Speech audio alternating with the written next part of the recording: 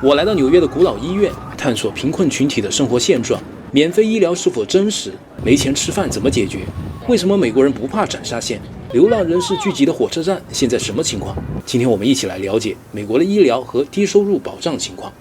网上传闻说纽约给露宿者每个月发1200美元，没钱的人也享受全面的免费医疗，是不是真的？今天我们去搞清楚。我计划去的这个医院非常古老，它叫做贝尔维尤医院，建成于1736年，比美国建国的时间还早。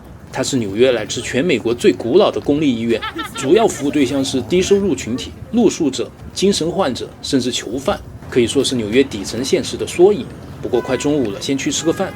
这阵子从10美元到80美元的餐食我都尝试过了，其中印度小哥推荐的一个中餐相对实惠，就是这一家，熊猫图案，估计老板是华人。进去看看，哦哟，中餐店怎么全部是老外？看看，全老外，说明什么问题？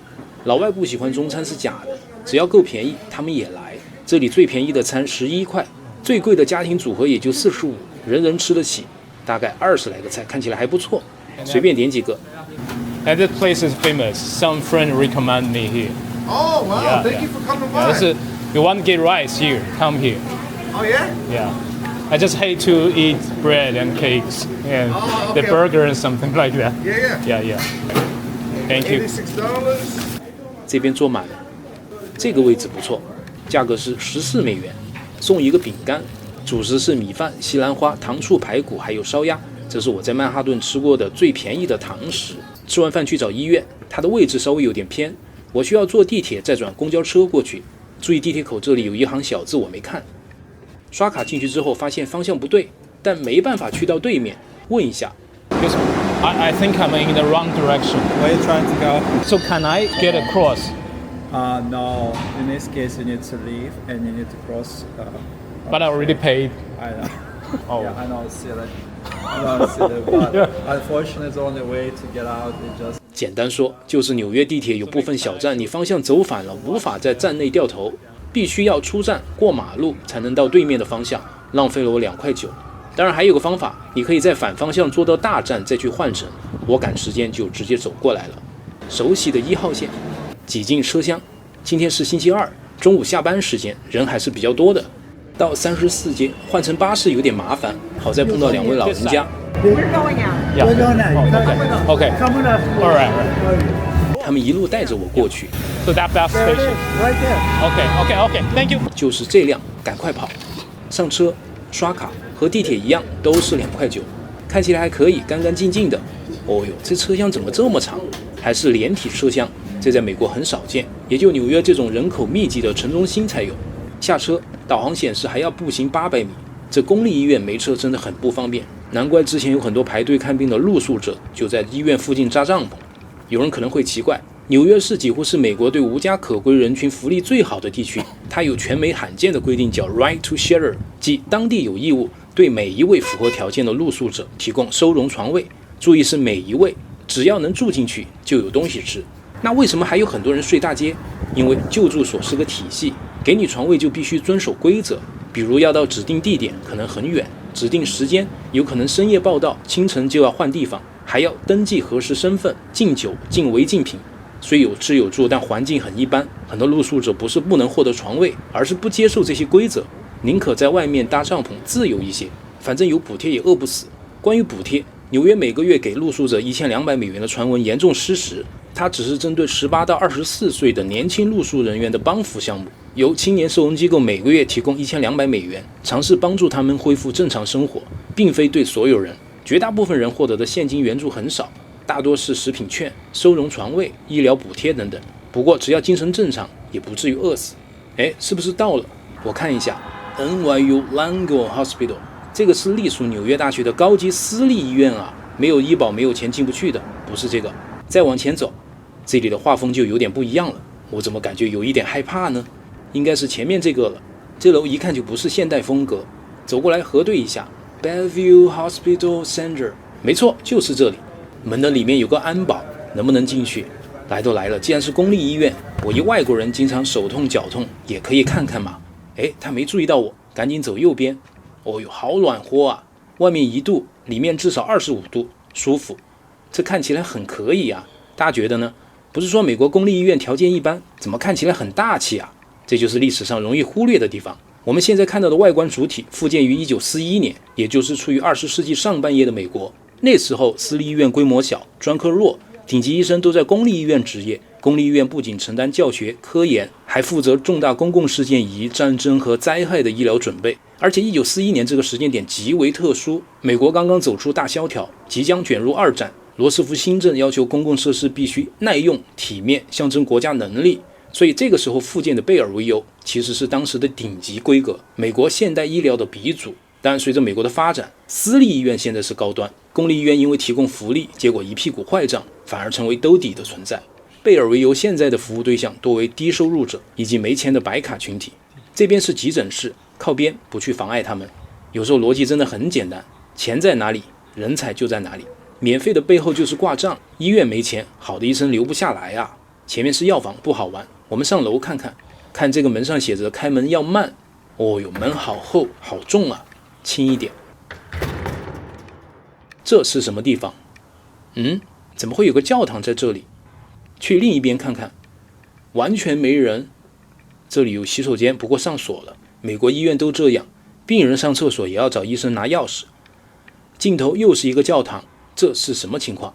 接着我在这一层看到一段温暖的话：我们不介意你的身份，我们只在乎你的健康。接下来我就要说一下美国的免费医疗。不过这两头是教堂，空荡荡见不到人。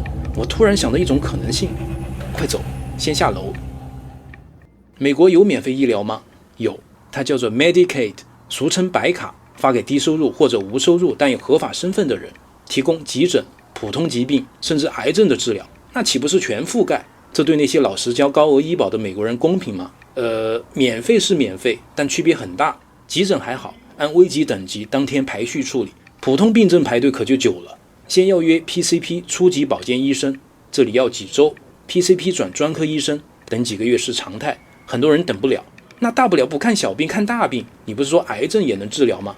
是的，不过癌症不算急诊，归入高优先级重大疾病，也要排队。这也是在医院附近那些扎帐篷的露宿者的主要诉求，都是看大病。如果运气好，排队轮到了，且病情恶化程度不高，通过标准手术、基础化疗等方式是可能治愈的。当然，靶向药、免疫治疗这些超标的昂贵方式就别想了，不在提供范围内。免费医疗本质上是一种托底机制，是对生命最基本也是有限的保障。但就算有限，花费也极其巨大。根据纽约州审计长办公室的数据，2024财年纽约州的医疗补助支出高达1015亿美元，不是每一个州都能负担的。我们现在来到门诊楼的大厅，这里有一块菱形的大石碑，应该也是上世纪40年代放置的，上面有抽象的城市天际线，是纽约公共医疗的历史纪念石。今天这里人不多，有时会看到露宿者从医院出来，手里拿着账单，背着他们的全部家当。他们看病没有付钱，这样的安排存在争议。可面对需要救助的生命，当城市还有能力帮助时，是否有必要去计算公不公平，提供有限的保底？这就是纽约的做法。走吧，从后门出去。哇，这温差20多度，外面冷爆了。还有个立体停车场，看一下停车费，1小时15美元，24小时要60，在曼哈顿属于正常范围。在医院附近的街区，像这样的位置，夏天有很多帐篷。因为白卡虽然看病不要钱，但排队走流程很繁琐，露宿者没有交通工具，也没有人员跟进，只能在附近找地方住，以免错过治疗机会。但是现在一个帐篷也没有，为什么？冷啊，肉眼可见的冷。白天1到3度，晚上0度，我走了2分钟，脸都麻了。换成我，肯定去地铁通道、车站之类有暖气的地方，对吧？不过 Adams 上任之后，发起了类似美丽纽约的 Sweeps 清理行动，很多地方都不能待了，也引发争议。批评者认为这只是简单的视觉移除，并未真正解决问题。对了，在医院附近有很多这种冒白气的烟囱，这烟没有味道，大家猜猜是干嘛的？在上期我简单的提到了斩杀线，引发了很多讨论。我最近也和一些美国人聊过，他们认为问题没有想象中严重，正常人不用害怕生活压力，也不会轻易被压垮。无家可归的人群主要分2类，一类是瘾君子或精神异常者，这一类人就很难通过外部帮助改变；另一类是对生活失去希望的人，他们宁可躺着也不愿意走出来。但只要是那种眼睛里有光，对生活还有期待的正常人，即便返贫也可以慢慢好起来。大家知道纽约消费很高，但相对的挣的也多，一份普通体力工作足以支撑基本生活。网上有个说法是，落魄了没有固定住址就找不到工作了，怎么可能？只要愿意改变，哪怕去救助站说明自己的意愿，他们就可以解决住址的问题。即便是临时的固定床位，救助所的工作人员非常重视那些有积极心态的人，因为每帮助一个人回归正常生活，意味着城市少了一个负担。这也是纽约市为年轻露宿者设立每个月提供$1200项目的核心逻辑。年轻人最有希望恢复正常生活，对吧？好了，这个话题到此为止，我们去下一个地方。乘坐 M15巴士离开这里，我遇到一个问题，前面的刷卡机坏了，师傅让我到后面刷，但是后面这个也坏了。Not work. 怎么办？师傅说不用刷了，免费。哎呦，就这样坐了一次霸王车，巴士也是 MTA 旗下，来的时候地铁浪费了2.9块，算是扯平。旁边的女士在争论什么？ I'm sorry, I get everybody's different. I've literally cracked somebody's ribs before and watched really 啊，不会碰到什么厉害人物了吧？算了，不听了，不多事。走了，下车。之前有朋友留言想看美国普通家庭的娱乐方式，来，我们去附近的社区，这里是曼哈顿开放给公众活动的一个小操场。尽管天气冷，也有很多家长带着小朋友出来活动，有的荡秋千，有的打篮球、踩滑板、玩棒球，场面很温馨，没有门票，也不需要消费，有时候快乐真的不贵。不管在哪个国家，天下的父母其实都一样。当然，中产及之上的 upper class 则另有选择。这里是金融区一个高档的儿童活动中心，什么小提琴、网球、足球一应俱全，开着暖气，并且有专业教练陪伴，费用令人咋舌，大概$60到$90一个小时。不同的家庭条件决定了不同的成长路径，消费方式不同，面临的压力也完全不一样。这无关对错，这就是现实的生活。接着我去见了个朋友，吃完晚饭后继续搭乘地铁回到34街。这里有个非常出名的地标，叫做 Penn Station， 类似深圳北站的巨大交通枢纽，也是纽约无家可归人群在冬天的主要聚集点。我们看看本地之前的报道。They are camping out in the corridors of Penn Station, homeless people sleeping on the floors and taking over New Jersey Transit's waiting areas. 现在马上2026年，我们去看看情况有没有变化。哦哟，好暖和，难怪来这里。Penn Station 是多个火车线路的接驳枢纽，采用蒸汽系统24小时供暖。躺在这里的确比什么救助站要舒服很多。这个就是电视里的柱子，很干净，看不到流浪人士。我仔仔细细逛了一遍，的确看不到了。这些都是正常的坐火车的乘客。美丽纽约的计划真的实现了吗？I don't believe it.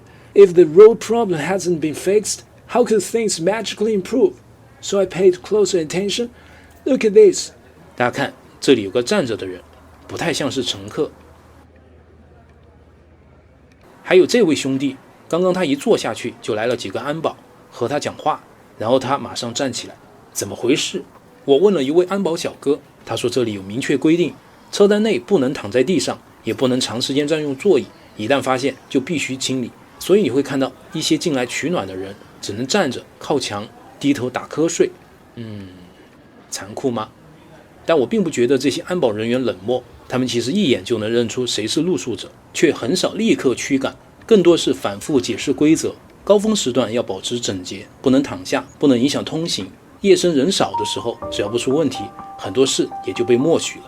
维护秩序是职责，在规则允许的边缘留出空间是善良。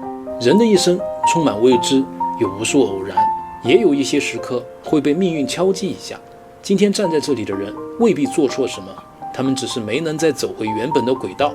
城市无法拯救所有人，但在秩序和生存之间保留着一些温度，这就是纽约给我的感觉。